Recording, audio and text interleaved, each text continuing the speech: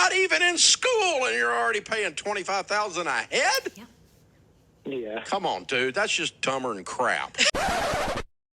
All right, guys, I have a lot of things to say about this, and I think it's probably going to tick some people off. Hey guys, I'm Hannah Cox with BASEDPolitics, and you're watching Hannah Explains It All, where every week I help you understand the public policy decisions that are impacting your life the most. If you like this episode, don't forget to give me a like and a comment, subscribe to the channel, and you can check out older episodes in the series. This week, we're talking about the childcare crisis that is facing American families. This is something that is all over the internet, particularly TikTok, and I want to talk about it and help you understand what is happening and how you can fix it. To start, in case you're out of the loop and or don't have kids like me, I want to roll a few clips to get you up to speed. It does cost $25,000 a year to send your kid to daycare here in the United States of America, and it never ceases to amaze me how out of touch some people are with the lived experiences of parents here in the United States. It is more expensive and going up at a faster rate than our mortgages, then groceries, then gas. It is the fastest rising cost for most families. And the average cost here in my state, I'm in Massachusetts, is $20,000. But depending on what county you're in, it goes up as high as $26,000. And remember, this is an average, meaning some families are paying much more than that and some are paying less than that. But the average for a family is $20,000. So Dave going off as if that's an astronomical number, like, oh my God, you're the stupidest people in the world for paying that, is just uneducated. In where I live, there is such a lack of childcare that families will pay what they have to find it. Because there is no childcare. The pandemic destroyed the childcare industry for many, many people. Daycares were closing their doors left and right. There is more demand than ever and less supply. These daycare prices are getting out of control. Our daycare just sent us the 2024 rates. Preschooler, $382 a week. Infant, $471 a week. These are weekly prices. I mean, look at these 2-day, 3-day prices as well. These are the rates in my town. This is for infants, so it's $110 a day. That's the lowest you can pay, and that's if you're going for 5 days a week. The most you'll pay if you do 1 day drop-in is $153. It drops when they become a toddler, which is 15 months old, and it drops even more when they become a preschooler, right? So $97 a day if you do 5 days, and it gets less and less as they get older, which is fantastic. But just for context, for one infant, and most people have 2 children, one infant for 5 days a week, $2,200 a month. So when I tell you I have 4 kids and I pay $5,000 a month in childcare, I'm not making that number up.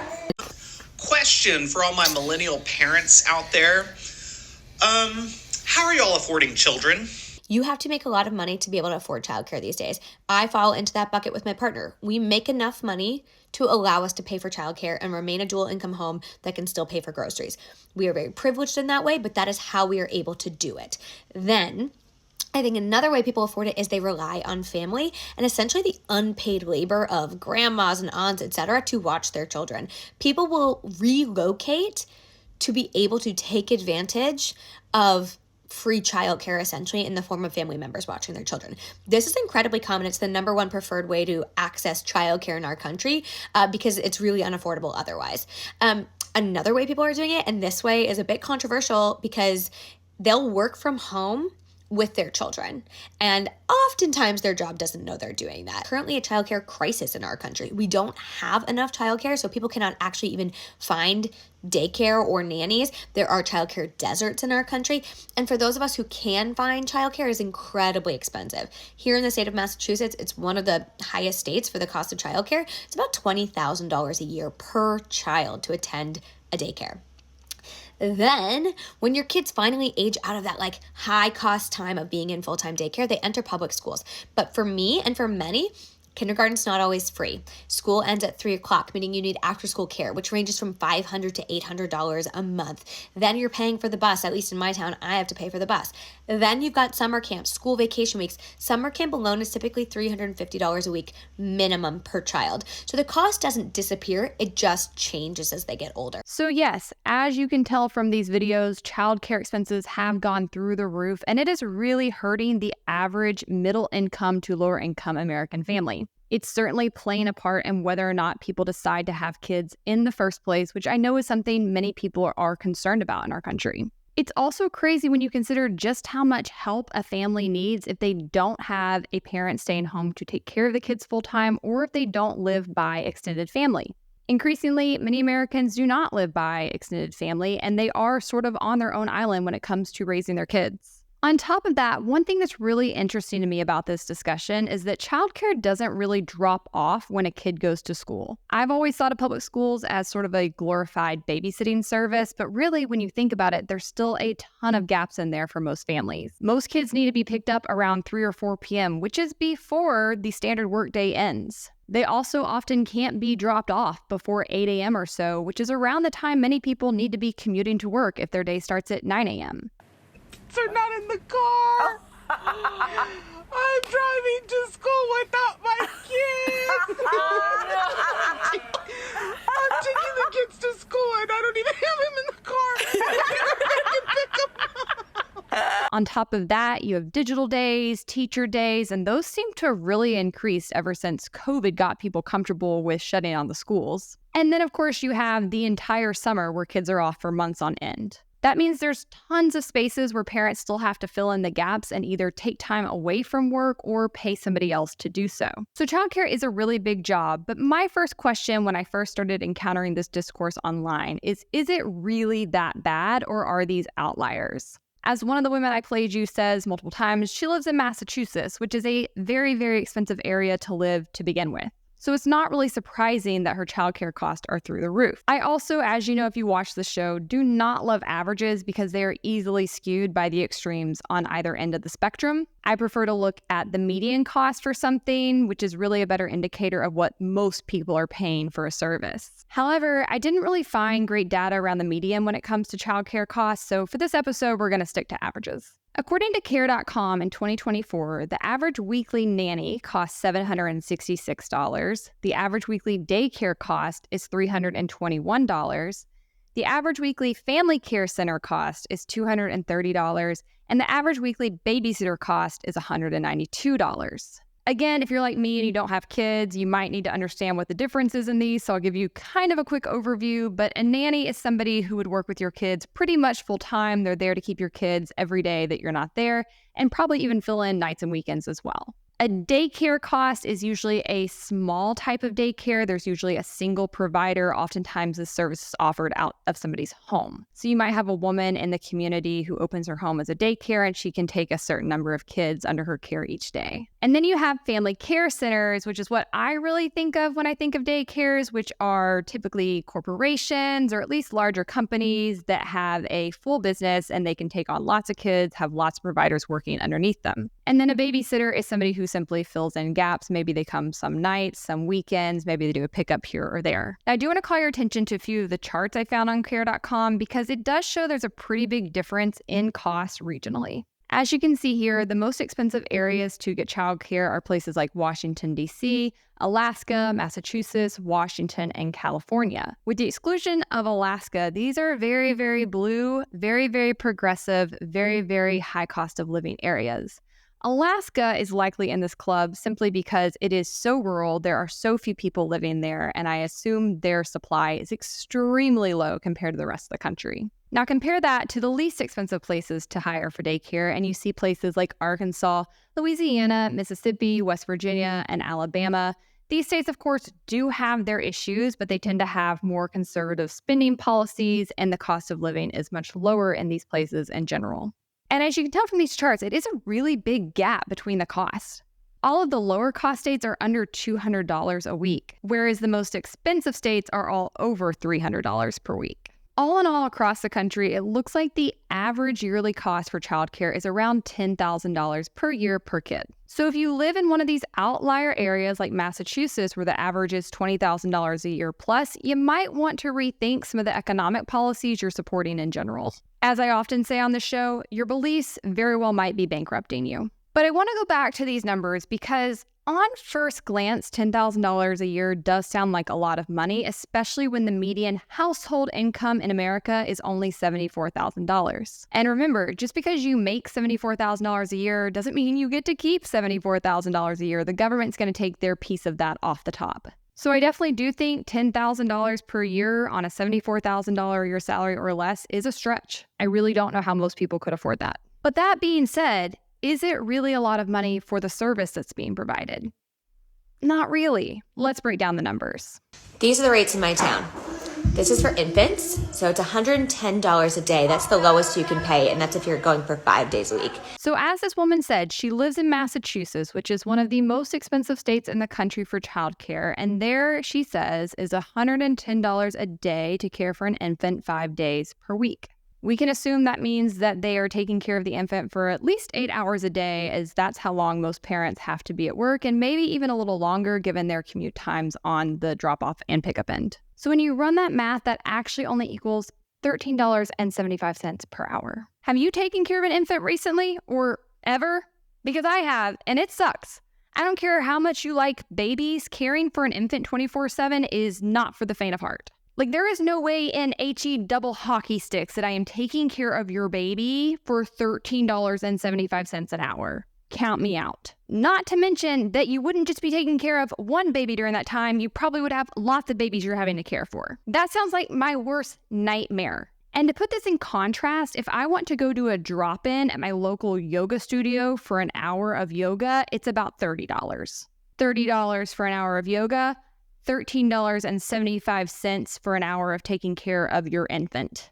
And for the record, the requirements to get that $13.75 an hour, they're pretty high. Not just anybody can go provide daycare services. They can include things like having a high school degree, citizenship, making sure you obtain certain occupational licenses, which can be very costly and also have educational requirements. They also can require certain certifications and trainings, again, which cost money and time. And once you jump through all those hoops, you get $13.75 an hour to take care of a baby. Like, honestly, I think this is a steal, guys. And keep in mind that that's the hourly amount these fees break down to, but they in no way include all of the cost of operating and owning a daycare center. Because not only do you have to pay your employees and probably pay their health care and their benefits plus taxes just to employ them, but you also have to pay a whole lot of things on the business side just to be open. That could include things like business insurance, which I'm sure is very high for childcare as there's a lot of liability involved. It also includes things like rents, the business licenses, the business taxes, the business's trainings and credentials. They get you on both ends. And other basic operating expenses, like having somebody do your accounting, paying your utility bill. The list goes on.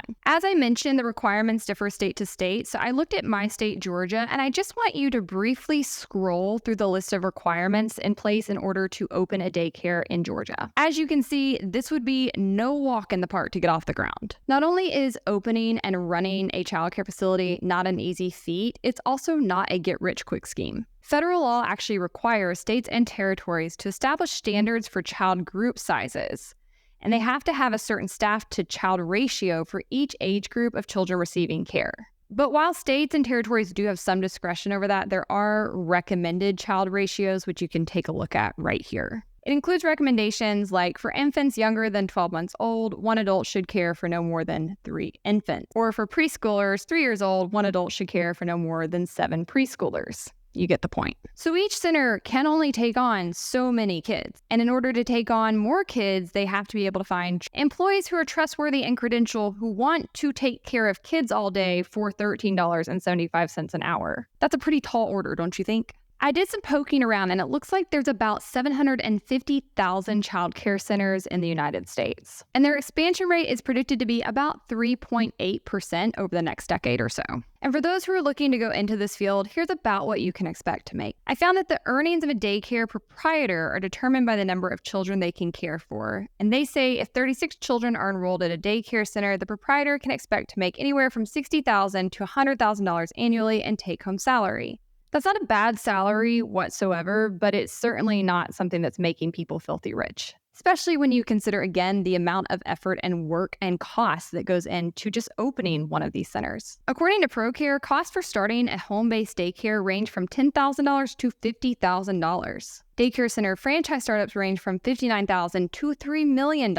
So if you want there to be more supply to meet the demand that's out there and hopefully bring down the prices, the first thing you need to do is make it a lot easier and cheaper to get in the door. It's simply not a realistic ask for people to have to go through this many hoops just to care for your kids for a sum of money that's really not anything to brag about. Childcare is hard work, man. You've got to be cut out for it, and I don't envy anybody in those kinds of roles. But even the people who do absolutely love it are not going to love it for long if they're not making decent money doing it. Keep in mind that if you need to get childcare for your kid, it's because you think you can make more money doing other things and have a better life. And that's totally your prerogative. I love people making money, but you do have to keep in mind that the people who are taking care of your kids, it has to be worth it to them too in this equation. And likely that means you're going to have to pay a pretty good sum to get somebody else to do the job that you don't actually think is worth your time. So my initial takeaways from my research were this. 1, it matters where you live and what economic policies you support. It ultimately does not matter how much money you make, it matters how much your dollar can buy. And when you support economic policies that lead to really high cost of living and inflation, this is the end sum. So again, you need to stop and ask yourself, are your beliefs bankrupting you? My second takeaway is when you consider the amount of work involved, how expensive it is just to open and run these kinds of facilities, I don't really think daycare is all that expensive. Yes, it's a large number, but it's also a very big job. And 3, per usual, the government could do some things to bring down the real cost of childcare by deregulating and getting rid of some of the stupid requirements that are currently on the books. Why does it matter if your daycare provider has a high school education? How does it make your kid any safer if somebody pays the government a fee for an occupational license just to keep them? It doesn't. And this is something people need to keep in mind because, oh my gosh, all the time when people come in trying to pass new laws or regulations, it is almost always for the children. And they use this to fearmonger and scare people because, of course, people are very emotional about their kids and they have a knee-jerk instinct to protect them. But I promise you, the government is the last entity that's going to actually protect your children. You need to do your due diligence and research people before you leave your kids with them. Usually these kinds of regulations are mostly just a disguise for protectionism. The people who are implementing them will typically benefit by keeping other competitors out of the market so that they can keep their prices artificially high. So people have got to wise up and stop falling for this stuff, even when they bring kids into their talking points. But ultimately, again, we have to go back to the real underlying problem here, which is that all things considered, I don't think daycare is that expensive. But I don't want to diminish the real struggle many families are facing on this topic right now. I more so want to explain it. I've seen this question posed quite a bit. I think it's a really good one, which is how can daycares be super expensive for families and yet not pay that much for the people who are actually operating them? And to answer that, I want to turn your attention to a bit of research from the Cato Institute. They say as productivity grows across other parts of the economy, raising wages elsewhere, working in childcare becomes less attractive. Since parents still demand childcare services, not least because their own opportunity cost of being a stay-at-home parent becomes higher as wages rise, childcare centers must compete on wages with those industries despite careers' productivity remaining stagnant. The result is that although childcare wages still tend to be low in level terms in a free market, lots of people have the requisite base level skills to become childcare's wages tend to rise over time with the rest of the economy. Rising costs and flatlining productivity is a recipe for childcare becoming more and more expensive relative to other goods and services, so taking up a greater share of people's rising incomes. Hence, it becomes a cost disease. And they say precisely because the cost disease effect operates through increasing productivity, raising wages in other sectors, most of the population would still be able to strictly afford childcare even if prices rise. But parents tend to recoil over time at how childcare costs are eating up a bigger and bigger share of their rising incomes. And you can see this trend in several of the videos I've played for you. These people are pretty high income earners if they're paying $3,000, $4,000, $5,000 a month to keep their kids home. And they're able to do that because they have 2 people working who are making high salaries. They admit that over and over. But they're upset because they don't think such a large percentage of their income should have to go to the service. The Cato Institute goes on to note a couple of other interesting things about the nature of daycare that I want to draw your attention to. They point out that childcare is a unique kind of service because none of it can really be automated. You can't hand off any aspects of child rearing to a computer or to a machine, other than like putting an iPad in front of your kid's face, I guess. They say this effectively caps the number of children that most parents will tolerate any given childcare tending to. Those constraints, though, create a ceiling-like effect on the marginal revenue product of each childcare worker, partly explaining why childcare workers' wages tend to be low because there's a limited revenue potential per worker. It also explains why setting an affordability expectation that says nobody should have to pay more than 7% of their income on childcare is daft. There's no feasible world where everyone who wants childcare could pay this little of their household income for formal care in a market. And they're absolutely right. As more and more people want to have two people working outside of the home because they feel they can make more money and have a better quality of life, the demand for childcare is only going to increase. And so you're going to have to cough up a greater percentage of your income in order to pay for it. Now, they mentioned that 7% threshold because this is the number that often gets thrown around federally when people push for the government to start funding daycare. You'll often hear progressive, left-leaning, and even some Republican lawmakers lately saying that we need to have free daycare for all because Americans are having to pay more than 7% of their household income in childcare cost. But that's not a realistic threshold whatsoever, and that actually wouldn't solve the problem, which I'll come back to in a minute. Back to Cato briefly, because they have a really good example of how this plays out in real life. They say, take infant care as an example. Imagine a world where we had a bunch of dual-income parent families where both parents earn median income. If childcare prices were such that each family only had to spend, say, 5% of their combined household income on full-time childcare, then for a childcare worker to earn even 40% of the two-parent household income, 80% of the median, they'd have to care for at least 8 children at once. In fact, it would be substantially more than that given expenses such as center rent, toys, and activities, cleaning services, and a profit margin. Except for the irresponsible or desperate, no parents would allow a young infant to be cared for alongside more than 7 other children at the same time. So in reality, childcare prices have to be much higher than this to make childcare viable as a service that people desire to provide. And they're absolutely correct in this. People's taste actually eliminate the options of cheaper childcare services. In an ideal society, if we truly had a free market, which this is one of those sectors we don't really have that much of a free market in, you would see lots of new models for childcare popping up given the current demand. Cato says, in theory, the sheer scale of the potential supply of childcare and a lightly regulated market should provide options that keep prices down. In an ideal world, we'd see an incredibly pluralistic sector where not only do you have the formal centers and home-based childcares, but lots of nannies, au pairs, babysitters, after-school shared parental arrangements, kid shares between several households, creches within workplaces, family members being paid to care for kids, and more. Such a market would help serve families with varying needs. And I think this is 100% accurate. You would see new kinds of childcare pop up were it not for 2 main reasons, and that is government regulation and family sensitivity to structure. I think many people are used to doing things a certain way and they can't really conceptualize what new models would look like, and they're very weary about change or anything that would be new to them because they are so protective of their children. And Cato goes on to note that there's lots of evidence to suggest that as people have gotten richer, they generally tend to demand more in the way of higher quality services. For childcare, this means rising incomes generate lots of demand for formal care with bells and whistles, including strong educational components. Unfortunately, in lots of local markets, politicians and regulators, no doubt encouraged by the taste of the relatively affluent, have imposed these preferences through the force of regulation. When that happens, cheaper, informal, and flexible childcare options are effectively banned.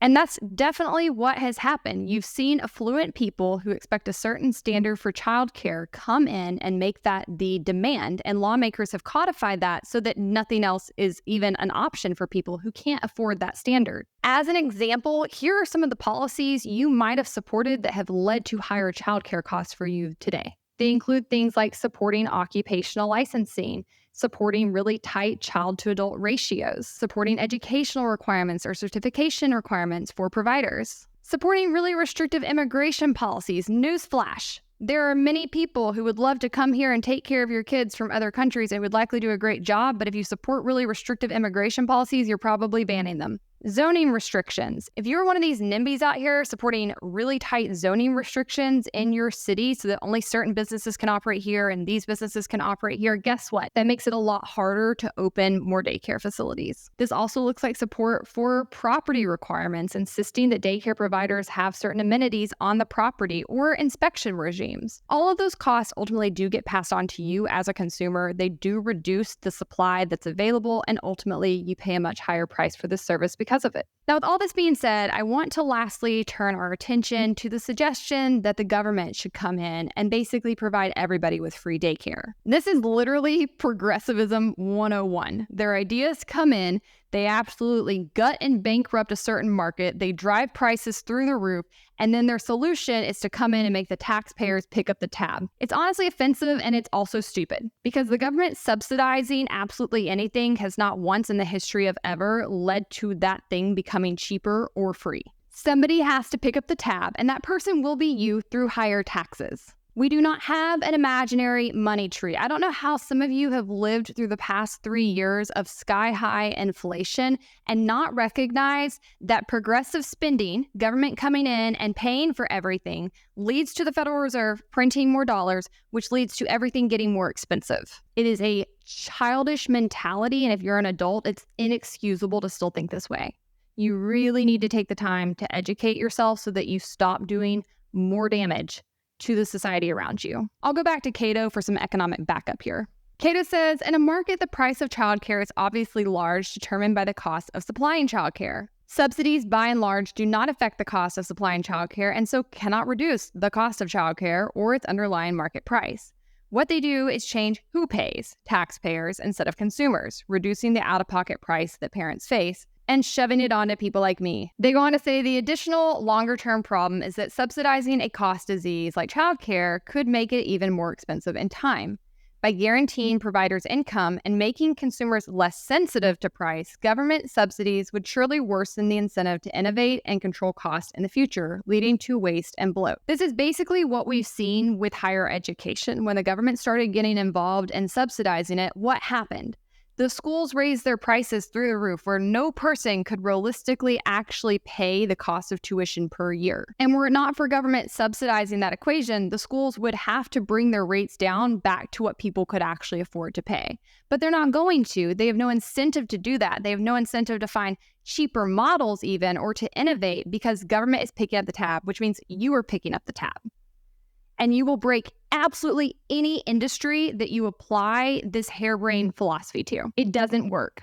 I've also got to level with you parents. This is one of the things that is really making people turn against you. There are so many people like me in America who are childless by choice, who are working hard, who are paying more than their fair share of the tax burden and getting relatively nothing in return for that, while parents continue to get handout after handout after handout. And look, I know there's a school of thought that says that we need to be concerned with population growth, so we need people to have more kids. Personally, I think a sensible immigration system would actually adequately address that. But even if you are in that camp, I don't think that the way we should incentivize people to have more kids is by putting them on government welfare. It's not society's job to pay for your kids. I'm sorry. Kids are already given a free education. Many also get free healthcare, free food, and numerous other free programs for parents who cannot make ends meet. Parents also get tax breaks every year for each kid that they have. And yet they still want us to do more. I personally just think it's a very entitled attitude. I also don't think that we should be incentivizing people to have kids if they cannot afford to have kids. That's not good for the kid, and ultimately it's not good for society. There are numerous repercussions that come from kids who are being brought up in poverty or not having their needs met, both financially or in a nurturing capacity by their parent. Childcare is pretty much an inescapable cost of having kids unless you're willing to sacrifice and have one of the partners stay home with the kids. So you need to factor it in and wait until you can afford it before you start reproducing. It really is as simple as that. As Cato put it, what justifies such extensive subsidies in the childcare market anyway? That something is expensive doesn't mean there's a market failure. If your income is not enough to pay someone to take care of your kid, then it may just be more efficient for society that you care for your own child. Or if you don't like that option, then you only have children when you can afford formal care. I think having kids requires a lot of sacrifices, not just financial ones, and that's one reason I've chosen not to have them. I don't know when it happened that people got it in their minds having kids wouldn't require some sacrifice. With the daycare costs being so astronomical these days, I feel like a lot of two-parent households are going to go down to just one parent working, and I know that sounds backwards, but if you really run the math, if daycare is costing the average family $2,000 to $3,000 a month, let's use a husband and wife as an example. If a husband made $90,000 a year, his take-home pay after taxes is probably around $75,000. If the wife goes, I'm going to go get a job for $50,000 $50,000 so we can get to 140. That's going to help our family. But after taxes, it's only $38,000 more. And if your daycare cost is $2,500 a month, that's $30,000 for the year. So you're working 40 hours a week and commuting for only $8,000 extra for the whole year, $650 a month. I feel like the parents could work out, like, how do we downgrade our cars, or what do we do to make up that $650? And I feel like a lot of parents now are going to figure out for just 5 years until the kids are in kindergarten how to have one parent work so they can save the money, raise their children, and then when they go to kindergarten, go get that job for $50,000, $60,000. My own mother sacrificed to stay home with me and my siblings. She homeschooled us, and I'm really grateful for that. But our family also took a significant financial hit throughout my childhood for that decision. We had to live really, really tightly in order to make that happen, and I didn't have many of the luxuries that other kids around me had. In fact, just this past week, I was joking with a church member at my dad's church where he recently celebrated his 20th anniversary, and I was telling them that I still remember when they brought us to town for that interview. I was 16 years old, and they took us to eat at a Mexican restaurant. I'm talking a crappy, hole-in-the-wall Mexican restaurant for the first time. And my siblings and I had cheese dip, and we thought it was the best thing we've ever had in our lives. And she was laughing because she couldn't believe that at age 16, I'd never had crappy Mexican restaurant cheese dip. But I didn't, because those were the kinds of sacrifices my family made in order to keep my mom home with me. Many people also sacrifice to live near family so that they have people within their extended apparatus that can help them with the childcare. And sometimes that means living places you don't actually love or working jobs that you don't love in order to live places you need to be in order to be by the family. I also know lots of people who have taken jobs that have a structure or benefits that enable them to have childcare. My sister-in-law is a teacher, and she makes a lot less money working for a private school versus the public school system, but she did that because she knew she wanted to have kids with my brother, and they got free childcare at that private school if she worked there. Having to pay for childcare or figure it out is not some injustice. It's your job if you choose to reproduce. And if you as a woman don't want to take that hit, because I absolutely understand that it is still usually the woman who takes the hit to their career,